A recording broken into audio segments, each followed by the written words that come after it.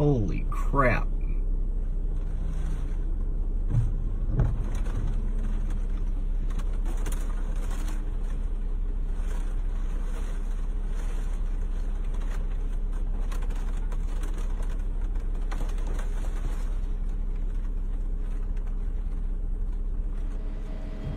Lived here all my life, so you go through these hurricanes and, you know, it's bad, but you know, you kind of get through it. I just moved back in my house 8 days ago from the last hurricane, from Florence. We just moved back in. And now here we are waiting to go again.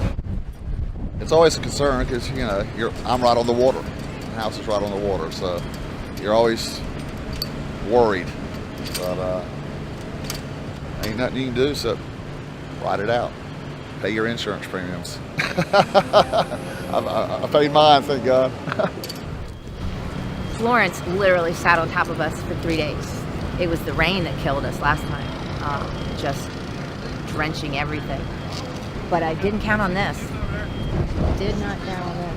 I didn't think you could have a tornado in like, where it wasn't like flat like Kansas, you know, but obviously you can. This was supposed to be my home. I went from my parents' house with my children, and I had children and you know, other relationships, and this was going to be the first time I ever lived on my own. So,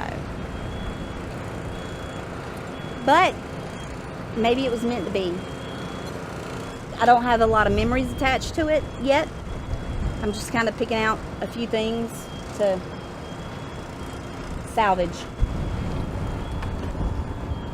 We were planning to ride it out, and I just happened to see on the news that a tornado had touched down on the island, and I figured it would be down close to the pier, you know, and I happened to be looking at videos somebody shot and the Channel 7 news, and I thought, that's my couch. Because it's pretty distinctive. It's pretty ugly and pretty distinctive.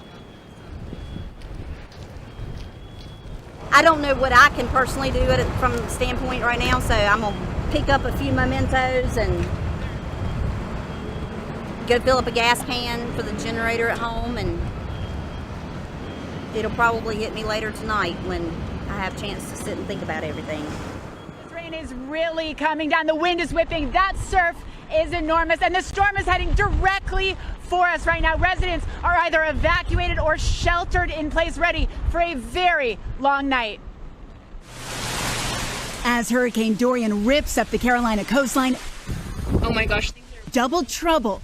21 dangerous tornadoes hit both North and South Carolina, sending debris flying, flipping RVs, tearing off rooftops, and destroying homes. My camper was tilting over, and I said, Lord, what in the world? Fast-moving, short-lived, but so strong, adding insult to injury before the Cat 2 storm ever makes landfall.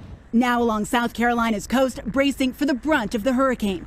Near Myrtle Beach, this SUV abandoned when the driver got stuck too close to the wild surf. And the rest of the town abandoned too. No cars on the road, and those that stayed hunkered down. More than 200,000 customers without power. Others at evacuation centers not taking any chances. Joanna Longren and her husband evacuated during Hurricane Florence last year. I don't want to be one of those parents that say, oh, the flood came and I couldn't keep hold of her. You know, I didn't want that to happen, so I said, we're leaving, and that's that. The big fear with the high tide overnight is the dangerous storm surge, up to 8 feet in these low-lying areas. Anytime a storm comes of this magnitude, there's a lot of stress in the area. A lot of stress, and the worst is yet to come.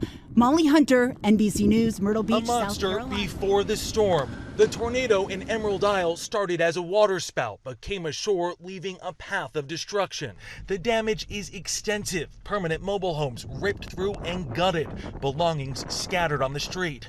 The Boardwalk RV park was boarded up ahead of Dorian, but plywood and sandbags were no match for what struck hours earlier. John Flick and his wife were in their home finishing up storm prep when the twister hit. So we took shelter. You and your wife? Me and my wife and the cat took shelter. We went into the bathroom. Power went out. We were there less than a minute. Roofs of homes ripped off, others tossed like toys. Tornado sirens echoed throughout the Carolinas, tornadoes touching down from North Myrtle Beach to Pender County. At least 15 tornadoes in all. No calm before the storm here. I'm damn lucky. And Flick tells me, amazingly, nobody was majorly injured in that tornado, but now all of this damage could become projectiles as Dorian closes in. Jonathan Vigliotti, CBS News, Emerald Isle, North Carolina.